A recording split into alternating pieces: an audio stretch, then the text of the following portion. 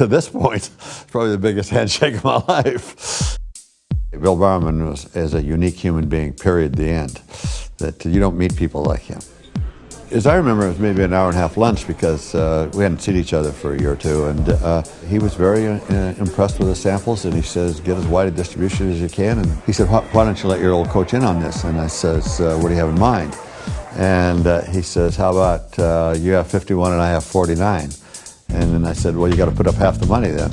And he said, I will. So there again, first he wants in. Two, he's willing, he's not a wealthy man by any means. I mean, he's a college professor, basically.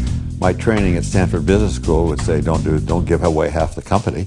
And the flip side of it, this is Bill Bowerman, he's given me the ultimate endorsement, and as some shrinks have said later, part of the reason you do this company is so you could stay associated with Bowerman, who you admired so much.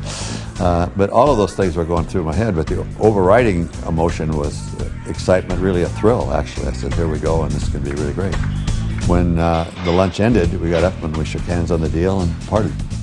Well, we didn't know at the time, at the exact same moment, January 25th, 1964, 250 miles south in a small Oregon lumber town, a candle was being lit. It was Steve Roland Prefontaine's 13th birthday. I think really the Nike culture, which is one of its great strengths, really comes out of that handshake.